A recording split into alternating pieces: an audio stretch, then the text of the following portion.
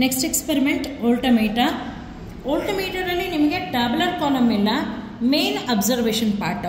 ಇಲ್ಲಿ resistance of galvanometer G ಮತ್ತು figure of merit of galvanometer K, ಈ ಎರಡೂ ವ್ಯಾಲ್ಯೂಸ್ಗಳನ್ನು ನಾವೇ ಕೊಟ್ಟಿರ್ತೀವಿ. Next number of divisions on either side of zero of galvanometer. Galvanometer either side, so ಇಲ್ಲಿ ಗ್ಯಾಲೋನೋಮೀಟರಲ್ಲಿ ಎರಡೂ ಕಡೆಗೂ 30 ಡಿವಿಷನ್ಸ್ ಇದೆ. So this is 30. Next current required to produce full scale deflection. Full scale ಡಿಫ್ಲೆಕ್ಷನ್ಗೆ IG, ಫುಲ್ ಸ್ಕೇಲ್ ಡಿಫ್ಲೆಕ್ಷನ್ಗೆ N into K. N ಅಂದರೆ 30 divisions ಇದೆ, K value ನಮಗೆ ಗೊತ್ತಿದೆ. 30 into 2.04 into 10 to the power -5. ಇದನ್ನು ಮಲ್ಟಿಪ್ಲೈ ಮಾಡ್ತೀರಾ. 61.2 into 10 to the power -5 ampere. So ಇಲ್ಲಿ substitute ಮಾಡ್ತೀರಾ. 61.2 into 10 to the power -5 ampere. Maximum voltage measure ಮಾಡಲಿಕ್ಕಾಗೋದು 3 ವೋಲ್ಟ್ಸ್. ನೆಕ್ಸ್ಟು ಆರ್ ಕ್ಯಾಲ್ಕುಲೇಟ್ ಮಾಡ್ತೀರಾ. V divided by IG minus G. V 3 volt ಇದೆ, 3 divided by IG calculate ಮಾಡಿದ್ವಿ. 61.2 into 10 to the power -5 minus G given value 100 ohm ಇದೆ, 100. 10 to the power -5 ಮೇಲೆ ಬಂದರೆ +5 ಆಗುತ್ತೆ, ಅಂದರೆ 5 zeros ಬರುತ್ತೆ.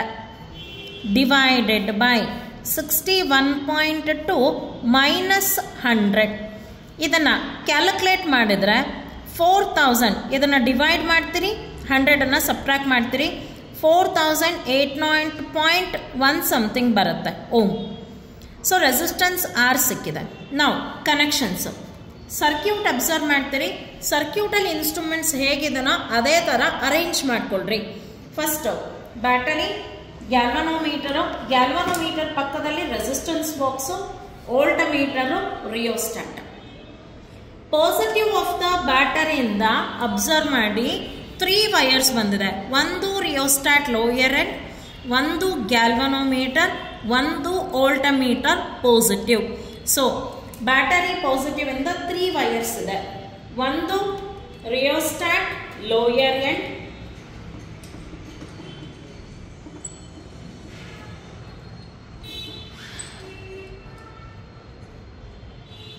ಒಂದು ಗ್ಯಾಲ್ವನೋಮೀಟರ್, ಇನ್ನೊಂದು voltmeter positive.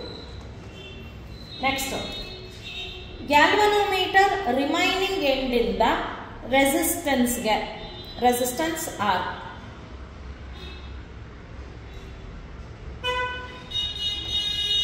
Next voltmeter negative ಇಂದ, ಹಾಗೆ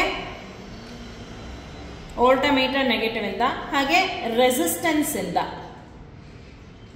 ವೋಲ್ಟಮೀಟರ್ ನೆಗೆಟಿವ್ ಇಂದ ಮತ್ತೆ ರೆಸಿಸ್ಟೆನ್ಸ್ ಇಂದ, ಇದು ಎರಡರಿಂದನೂ ಬಂದಿರೋ wire rheostat upper end, rheostat upper end. Remaining ಇನ್ನೊಂದು ಲೋಯರ್ ಎಂಡ್ ಇಂದ, ಹಾಗೆ ಲೋಯರ್ ಎಂಡ್ ಎರಡು ಬೇರೆ ಬೇರೆ ಕನೆಕ್ಟ್ ಮಾಡ್ತೀರಾ. ಇನ್ನೊಂದು ಲೋಯರ್ ಎಂಡ್ ಇಂದ ನೆಗೆಟಿವ್ ಆಫ್ ದ ಬ್ಯಾಟರಿ,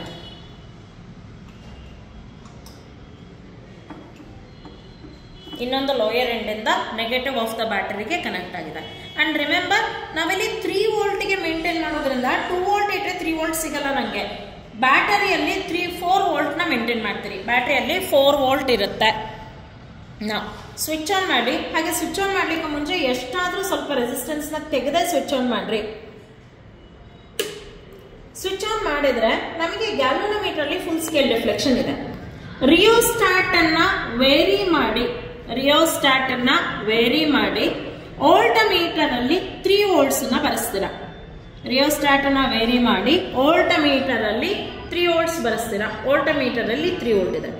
ವೋಲ್ಟಮೀಟರ್ ಅಲ್ಲಿ 3 ವೋಲ್ಟ್ ಇದ್ದಾಗ ಗ್ಯಾಲ್ವನೋಮೀಟರ್ ಅಲ್ಲಿ 30 ಇರಬೇಕು. ಗ್ಯಾಲ್ವನೋಮೀಟರ್ ಅಲ್ಲಿ 30 ಬರಬೇಕು. ಗ್ಯಾಲ್ವನೋಮೀಟರ್ ಅಲ್ಲಿ 30 ಬರೋಷ್ಟು ಇಲ್ಲಿ ರೆಸಿಸ್ಟೆನ್ಸ್ ಅನ್ನ ರಿಮೂವ್ ಮಾಡ್ತೀರಾ.